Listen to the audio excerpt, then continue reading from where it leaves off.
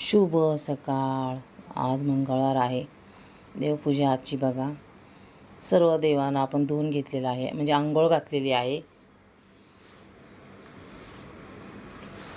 मला सर्व देवाला आंघोळ घातल्यानंतर आठवण आली की व्हिडिओ करायचा आहे म्हणून. चला म्हणलं, तेवढं आठवण तर आली. आपण सर्व देवांना अष्टगंध लावून घेत आहे. हा ओला अष्टगंध आहे. म्हणजे आपण ओला अष्टगंध का लावतो की याच्यावर ज्याला हळदी कुंकू लावायचं त्याला पटकन लावता येते. तर काही देवांना आपण हळदी कुंकू लावत नसतो, आहे की नाही. जसं कृष्णाला हळद लावत नाही, नुसतं कुंकू लावतो. महादेवाला हळदी कुंकू लावत नाही आपण. भस्म तिथं पारायण वाचायला बसले सुनबाई म्हणून काय भस्माचं उघडलं नाही मी डब्बा खाली ह्याच्यामध्ये. आणि मग अष्टगंध लावून झाल्यानंतर सर्व देवाला फोटोला पण लावायचा ओला अष्टगंध.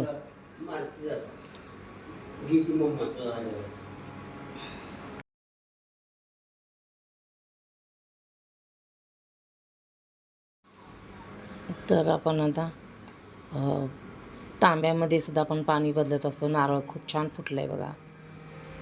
आपल्याकडे संत बाळूमामाचा फोटो आहे, नर्मदा मैयाचा पण फोटो आहे. नर्मदा मैयाचा कलश आहे, त्याच्यामध्ये पाणी ठेवलेलं आहे. आणि पलीकडे ते पिवळं अस्त्र दिसते ना आपलं, पिवळं कापड टाकलेलं, ते तर आपण स्वामी समर्थाचा मूर्ती ठेवलेली आहे. आणि त्याच्यावर आपण पारायण चालू आहे. पोथी वाचत आहे सुनबाई खाली. पहिला अष्टगंध लावून घ्यायचं, मग आपण देवीला हळदी कुंकू लावायचं. काही देवांना हळदी कुंकू लावत नसतात, त्याच्यामुळं पहिल्यांदा अष्टगंध लावून घेतो आपण. तर भरपूर वेळ लागतो पूजेला, कमीत कमी रोजच्या पूजेला अर्धा तास तरी लागतो. आणि काही विशेष असली पूजा तर फळं वगैरे ठेवायची, पानं फुलं ठेवायचं, सुपाऱ्या वगैरे ते ठेवायचं, त्याला तर वेळ भरपूर 1 तास लागतो पूजेला मांडायला. तर अशा प्रकारे आपण सर्व देवांना हळदी कुंकू लावून घेतो. नातेला आता म्युझिक आहे क्लास त्याच्यामुळं चालू होते. आता पेटी वाजवते बघा. खूप छान तिनं भक्तिगीतं वगैरे म्हणते, नात. आपण आता आई येडेश्वरी आणि तुळजापूरची तुळजाभवानी यांना आपण अष्टगंध आणि हळदी कुंकू लावून घेऊया.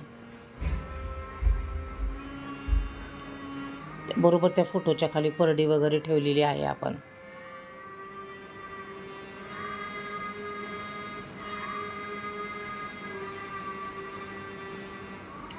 तर आता प्रसाद बनवायचा आहे. प्रसाद बनवून घेते मी.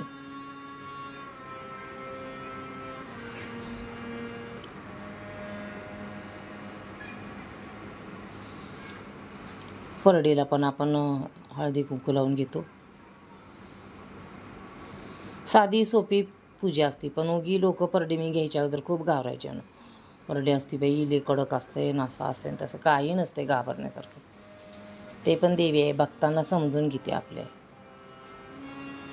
आपण पण साधी भोळी पूजा आहे मानून घे म्हणजे. नारळ खूप छान आले बरं का आमचा. अगोदरचा पण आला होता नारळ, कोंडीत लावला होता, पण ते खराब झाला. तो नारळ मोठा होत गेला, त्याला कोंडी छोटी पडली, माती कमी पडाली, त्यामुळं गेला. आता हा नारळ कुठंतरी शेतात वगैरे लावायचं, किंवा मंदिर असत मोठे मोठे पुण्याच्या बाहेर, तिथं देऊन टाकायचा.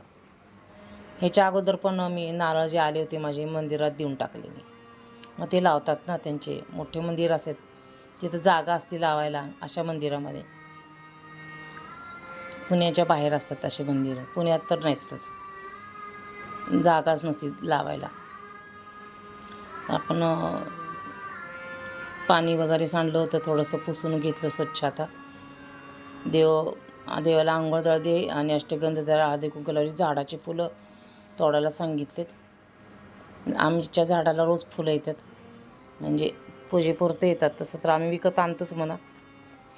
10-20 रुपयाची फुलं आणली तरी बास होतात एका टायमाला.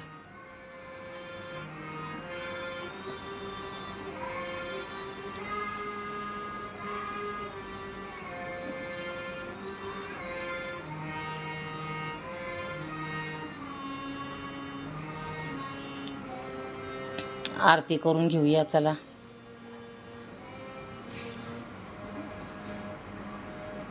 नर्मदा मैयाला मी गेले होते तर एकदमच वाती करून ठेवल्या होत्या, तेव्हा ते आहेत अजून उरलेले वाती, त्याच्यामुळे त्याच लावते मी वाती. एक महिना होऊन गेले, 1 महिना कसं जास्त झालं मला, 1.5 महिना झाला. त्याचा फ्रंट कॅमेरा असल्यामुळं तुम्हाला उलटा दिसत असते, कारण मी फ्रंट कॅमेरा लावला आहे, समोर स्टँडला लावलेला आहे फ्रंट कॅमेरा, त्याच्यामुळे उलटं दिसतं ते. डाव्या हातात म्हणजे घंटे, उजव्या हातात आरती आहे, पण तुम्हाला डाव्या हातामध्ये आरती दिसते. फुलं आणलेले झाडाचे तोडून, आपली फुलं जास्वंदीची फुलं आहेत. गणपतीला जास्वंदी आवडते फूल, गणपतीला अगोदर ठेवते मी. देवीची आरती, गणपतीची आणि देवीची 2च आरत्या करत असते मी. उलटा दिसतो का नाही तुम्हाला हात? फ्रंट कॅमेऱ्यामुळं उलटा हात दिसतो तुम्हाला.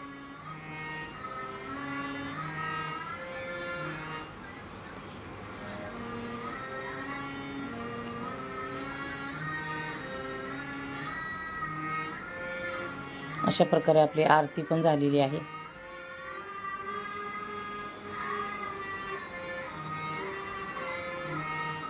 आरती झाल्यानंतर मी मग प्रसाद बनवते.